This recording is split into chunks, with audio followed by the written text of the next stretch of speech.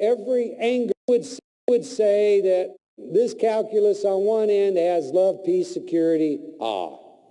The beauty, the glorious part about human nature, your total potential. And on the other end, it has anger and fear. And I'll tell you what I've learned over the years, and this works in English. Anger, a nasty, getting even response. Fear, for every anger response, there is a nasty, getting even response. I'm going to tell you this. You don't get angry unless you're threatened. You may not think so, but you're afraid of something when you get angry. Somebody cuts you off, 5 o'clock traffic, they just cut it. There is a nasty, getting even response. I'm going to tell you in front of you, what happened? You're angry? Why? You got to slow down and you're going to be off a middle of a second and getting home? Why? Because he stole something from you, didn't he? He took my place. And they can't do that, can they?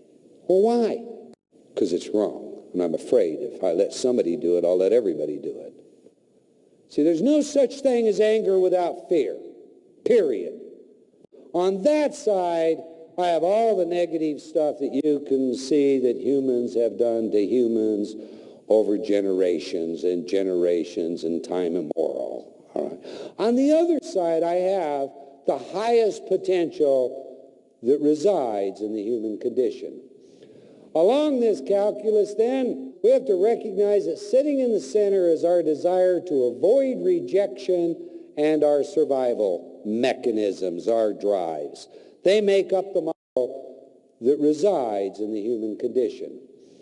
Along the model of our mind, and if you don't believe that the greatest motivation you have subconsciously is to avoid rejection, you haven't really looked at yourself, because we all need to be loved. And you may as well understand that. We all need arousal and we all need to be loved. That is the human condition. Being rejected, whether it's how the boss looks at me and I sense rejection, something my mate says to me, that hurts. That's painful. What's more, it's threatening. And this is how.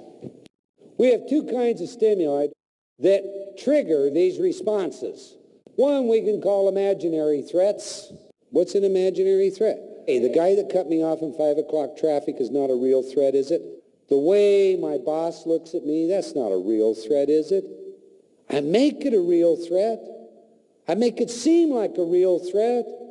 But is it a saber-toothed tiger? A real threat? Is it a 357 at my head? Should fight, flight, anxiety, depression be set off by those synthetic stimuli? Well, the answer is no, but it is. It is in every one of us. There are two ways to be tied up in the world. Somebody can physically bind me. I'm tied up. I can attach a string to this microphone and refuse to pull it hard enough to break the string or to let go of it and walk away. If I have a belief that is a string and I'm holding on to it, it's my little chicken yard belief, I'm tied up. I promised you, but I was going to tell you the most important part of today, something that will change your life if you're willing to do it. Something that will add longevity and it will add health, and that's guaranteed. How did the inmate population tie themselves up? After all these psychometrics I told you about, we interviewed them. And you know what I heard from them over and over and over and over again? I mean, it could be summarized this way. Hey, my daddy was an alcoholic. My mommy was a prostitute. The neighbor boy hung heroin on me when I was 12 years old. Oh, but for the grace of God, there go you. And you know, almost all of that was nonsense. What were they doing? They were blaming where they were on somebody else. Not my fault. What is this thread? It's blame. Anyone that doesn't have someone or something they blame in their life is probably ready to start walking on water. Blame. It's the most debilitating thing you can do. Why? Because if you blame, you disenfranchised yourself. It's not my fault. What's that mean? I don't have to do anything about it, man. You do it for me. You change. It's not me. I'm not responsible. Isn't that what blame does? Blame literally executes your free will. Krishnamurti, the great philosopher, J. Krishnamurti, passed away recently in Ohio. I guess recently, I'm getting old. 12 years ago, 15 years ago, said this: choice is an illusion that grows out of confusion. If I know clearly what to do, there is no choice. Now think of it this way. If I have choices, any of them that I might make, but I have excluded myself from making them by just simply saying it's not my fault, it's yours, what value is free will? What value is choice? Blame is the most important thing for you to just eradicate from your life. Blame comes in aggregates. Shame, guilt, they all tie us up in one way or another. And it's not that shame is necessarily bad, because maybe there are things that are shameful that each of us have done. But we have to learn to let go of that, not bring it along with us.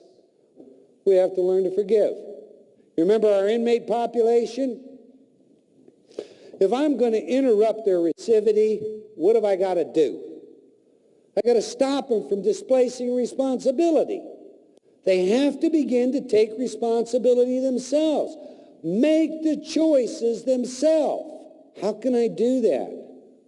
3 magic messages that we have tested in so many domains, ranging from like attention deficit hyperactive disorder to dart throwing, athletic performance.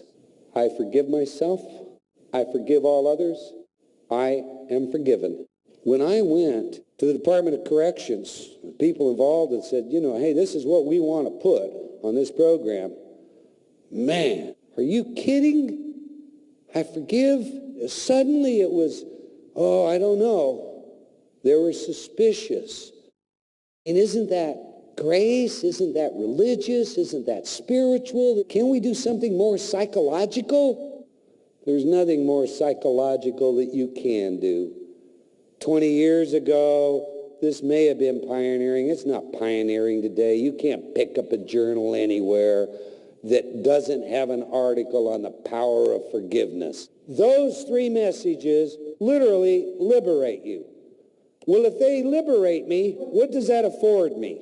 And before we go on to this, I'm once again going to tell you a story.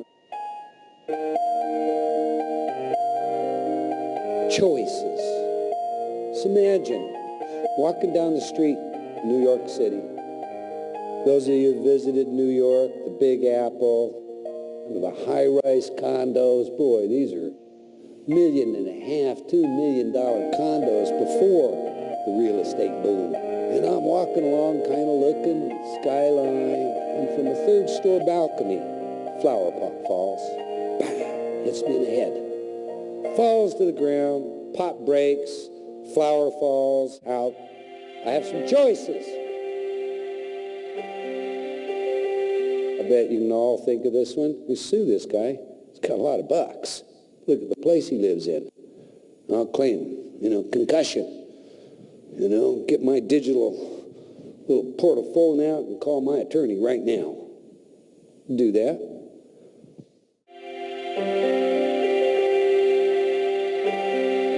Oh, I wanted to be John Wayne. I'm going to take this broken flower pot and put it where.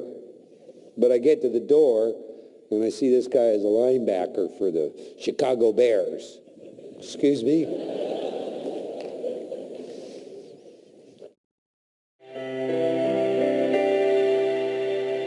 I can be metaphysical. Thank you. That probably brought some enlightenment to me. What else can I do? What could I do that would turn this situation into thank you, gratitude situation?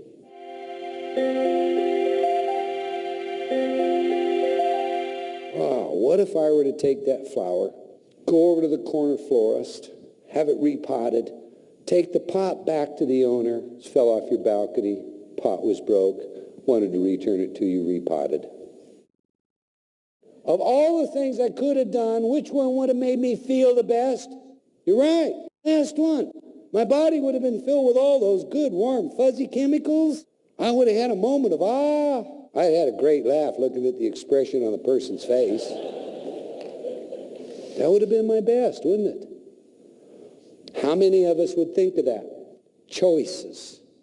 When we undo blame, guilt, shame, we have the ability to uncover a new self. We suddenly have a whole new horizon, a whole new vista of choices. And those choices manifest our free will. The confusion, anger, fear disappears, goes away. Now to digress, we have that puzzle in place. Let's finish the technology puzzle. Remember, we're assembling puzzles. Turns out to be shadowing technology. I didn't think it was all that revolutionary. All my colleagues said, wow, nobody's ever done this, you ought to patent it. Well, I did. But I also give it away to therapists. I tell therapists how to do it, etc., because there's an advantage to working one-on-one with clients. And I'm going to tell you what we do. What is shadowing? It's not a buried message. What is a buried message? In the United States, if you advertise something, say something will do something, make certain claims, you better be able to support them. Because otherwise, we're going to have some government agency, they're going to come in and they're going to say, show me. And they're going to fine, shut you down, and do other things if you can't show them.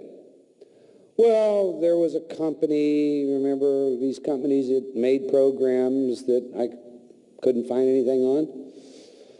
They got in some trouble in Texas, the Attorney General's office in the state of Texas, and asked this company to put up or shut up, and they contacted me because I'm supposed to be this guru, and said, you know, can you help us in this case?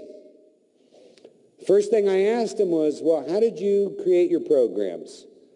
Well, we'll have an audio engineer send you the details. Oh, finally, the secret recipe to Coca-Cola.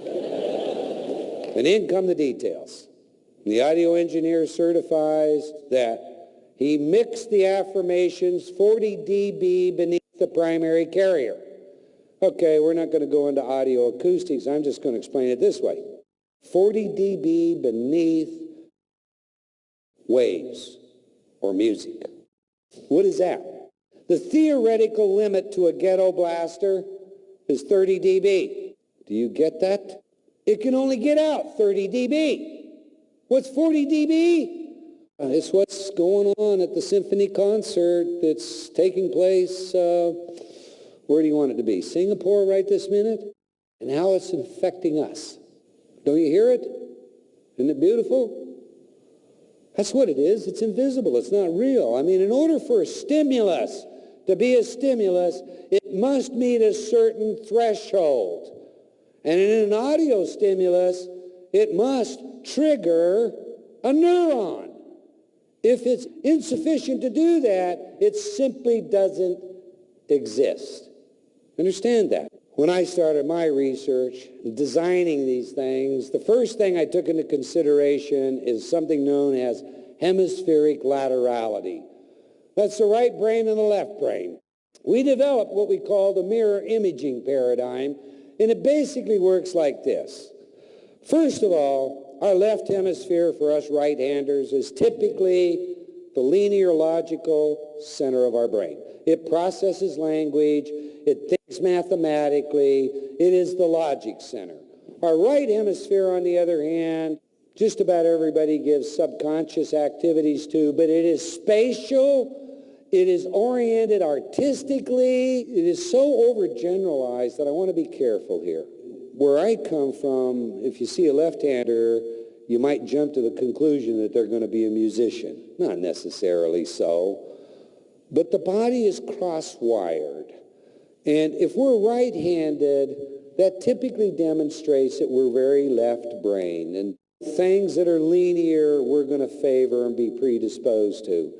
If we're left-handed, that means we're right-brained, and that typically means music and art and things like that. But the brain is amazingly redundant. And in its redundancy, that is too much of a simplification. There are left-handers that are brilliant mathematicians and vice versa, right-handers that are brilliant artists. But we tend to generally think of it as lateralized by speciality. You think of it this way. If you were an athlete and I took two balls, I held them so far apart and I threw them to you, and I said catch them, and you tried to look them both into your hand, you would drop them.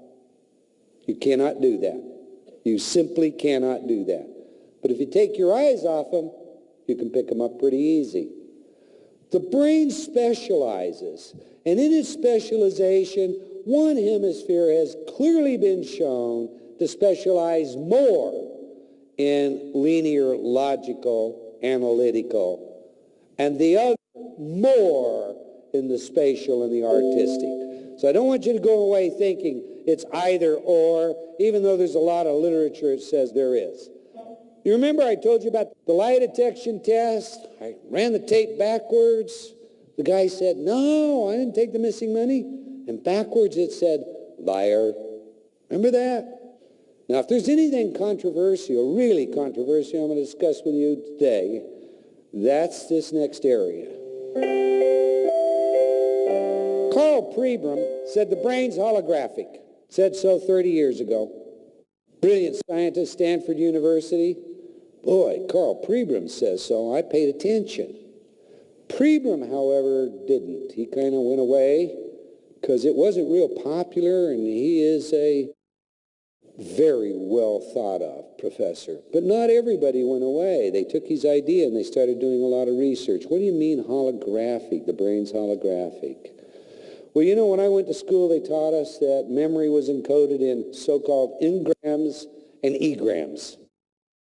That is, look, you know, we had special compartments in the head. I'll bet that looks funny. Special compartments in the head where we just stored all our information. Utilizing rats, we anatomically have removed different parts of the brain from maze-bright rats, rats that run a maze very quickly, until there's no place left for memory to be. And they still run the maze. You say, well, how's that possible? If it's encoded here and we remove the section, how's that possible? The hippocampus is gone, hypothalamus is gone, neocortex is gone, the frontal lobe is gone. Where is this memory? Well, according to Carl Pribram, it's holographically stored across the entire brain. And according to modern research, that pretty well stands as that's how the brain encodes information. You can take engrams and egrams and throw them away. That's a fact. The brain mirrors information. This mirror processing information gives rise to the controversial subject I mentioned earlier. Do we learn language in reverse and then mirror it to the other hemisphere? You know, the universe is kind. At the time I'm working on this, young lady, dyslexic, doing what all young people do. Not all, but a vast majority. She's writing 5s and S's backwards. How many of you have seen that in your own children? Instead of this, it's this. Instead of this, it's this. It's very, very common. They typically outgrow it. It's not dyslexia in a clinical sense. Well, what are they doing? What's going on that causes this backwards writing? Well, I theorized that Pribram was right, and the brain must be mirroring information. If it mirrors information, it would be creating a holograph, interfering patterns. Those interfering light patterns would cause the pig to appear to be on top. There are two mirrors. They're refracting light. The refraction of that light takes this little tiny pig that's down in the middle and stands it up. It's no longer in there. It's right here, right on the top. But it really isn't. It's a holograph. That's where the memory is going. But then if that's the instance, does that explain masking, shadow tasking? That was my next question. You see, if Pribram was right, that could be the mechanism behind this kind of tasking. The picture. You see what he's doing up there? What's in his left hemisphere is in his right visual field. What's in his right hemisphere is in his left visual field. He is mirroring that information. When we do shadow listening tasks, the top one illustrates a well-known study that's been replicated many, many times, where we essentially take two stories. We tell one story to this ear, we tell another story to this ear, and the brain makes up one story. It just doesn't hear all the words. It makes up one story. The volume is exactly the same. We send random numbers, say, to the right ear. To the left ear, we might tell a story like, I was walking down the street one day. Then we shift and we start telling random numbers, 17, 22, 19. And in this ear, landed on my shoulder and gave me a kiss. And then we ask you, what did you hear? I was walking down the street one day when a bird landed on my shoulder and gave me a kiss. I never heard the numbers. This is called shadow tasking.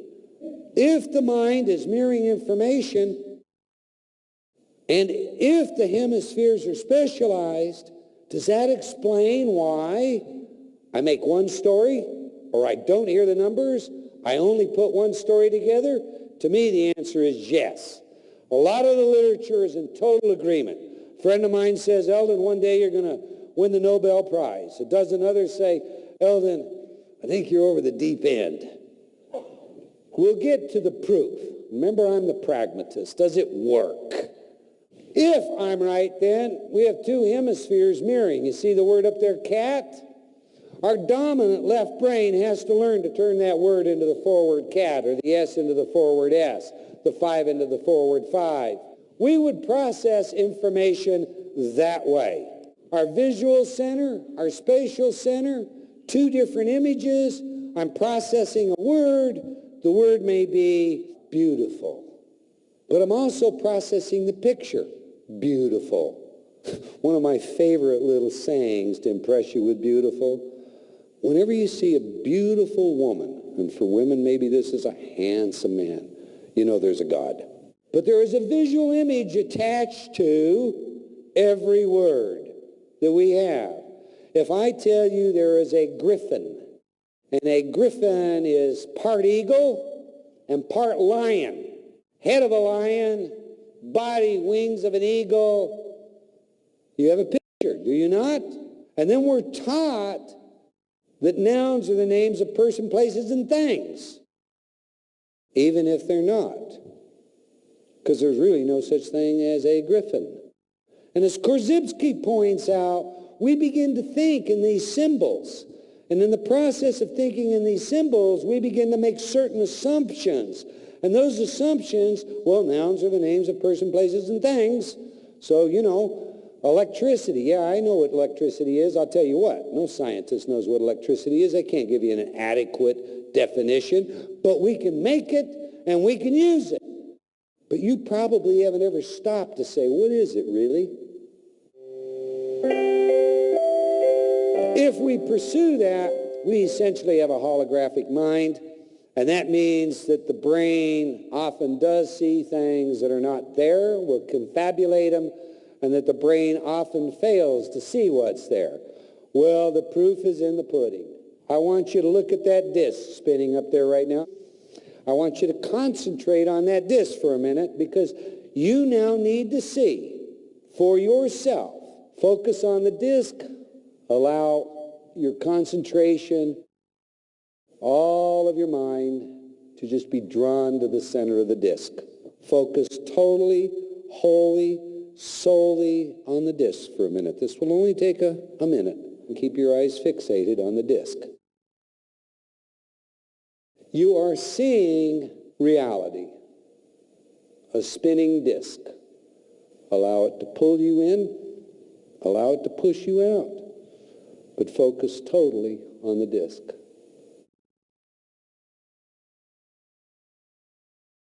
For a moment, nothing matters but what you see or don't see in that disc.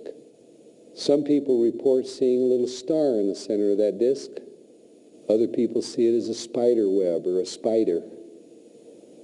What is it you see? But stay focused on the disc.